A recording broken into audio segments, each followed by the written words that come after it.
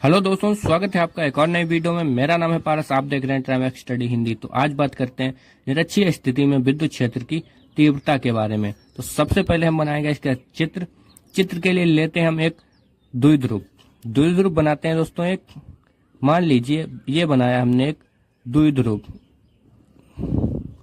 नाम दे रहे हैं हम इसको ए, इसको बी, आवेश दे रहे हैं हम इसको +Q, यहाँ पे दे रहे हैं -Q आवेश।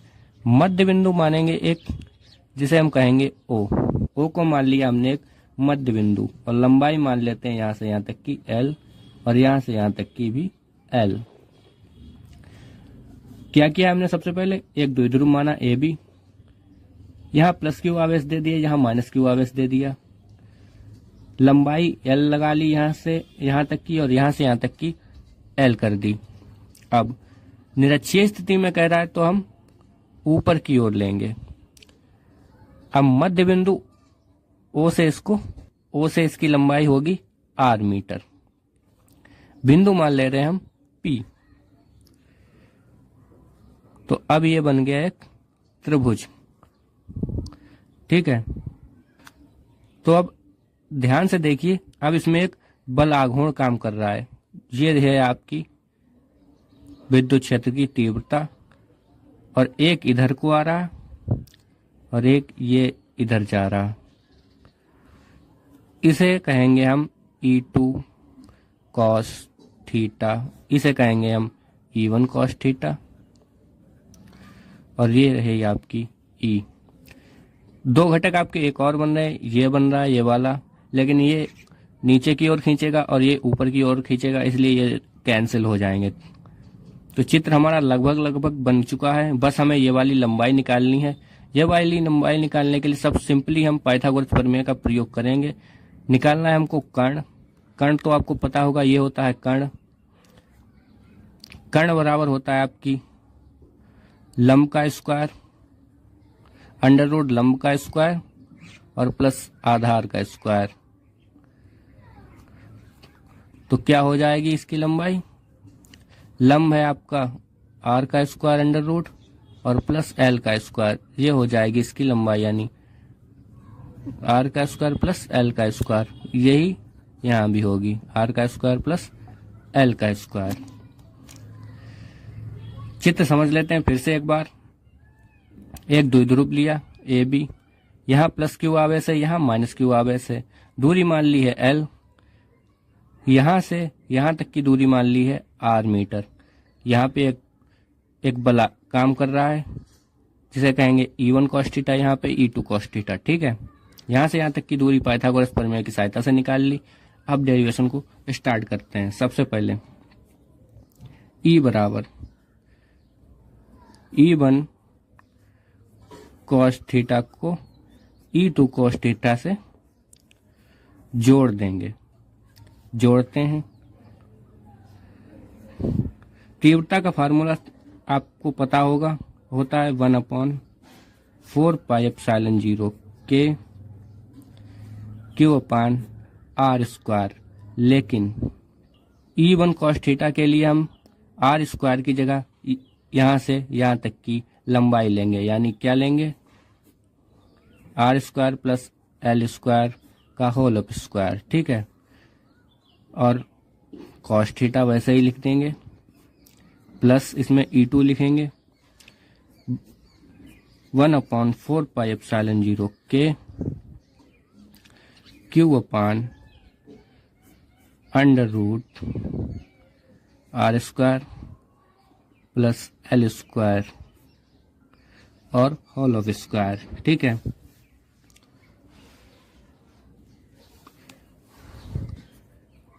अब आपको 5वें क्लास में कॉमन लेना सिखा दिया गया होगा, तो कॉमन लेते हैं। जो चीजें कॉमन आ जाएंगी बाहर, 1/4πε0 K Q/r²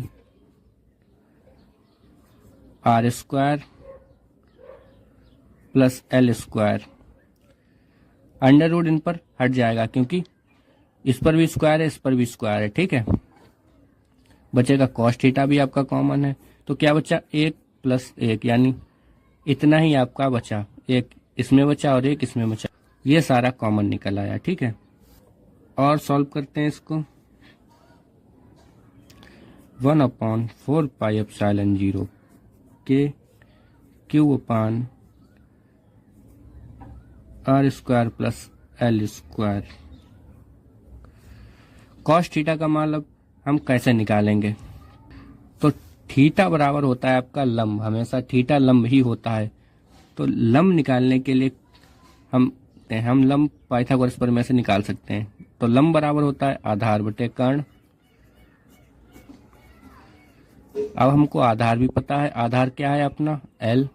कर्ण अभी यहाँ पे निकाला अंडर रूट आर का स्क्वायर प्लस एल का स्क्वायर। तो कॉस थीटा का मान आ गया आपका एल अंडर रूट आर का स्क्वायर प्लस एल का स्क्वायर, और ये एक और एक 2 हो गए।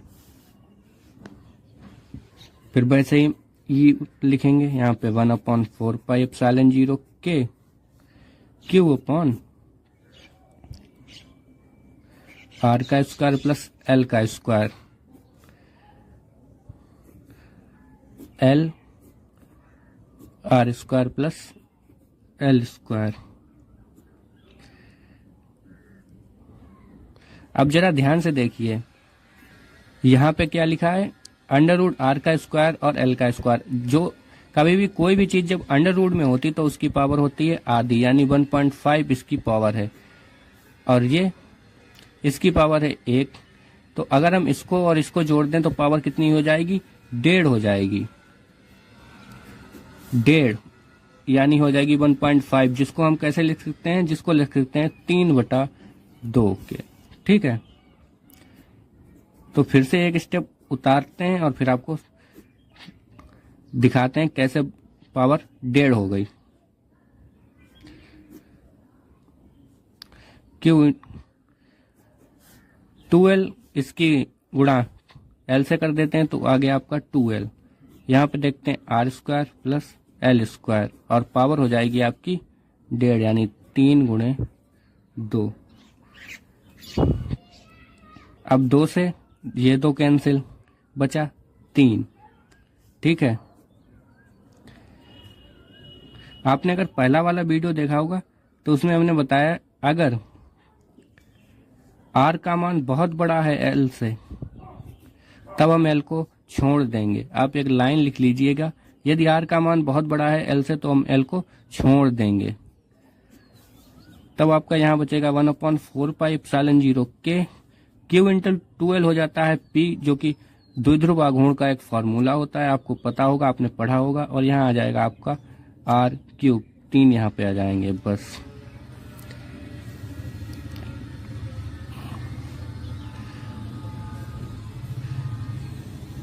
ये आपकी निकल आई तीव्रता। अब यहाँ पे के परावैद्युत माध्यम में रखा गया है, तो यदि कहे माध्यम वायु या निर्वात हो जाए, यदि माध्यम वायु या निर्वात हो तब क्या आ जाएगा? तब के का मान हम कर देंगे 1,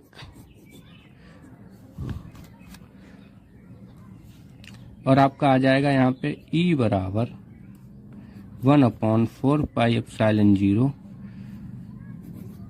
P/r³। ये आपका फाइनल डेरिवेशन आ जाएगा।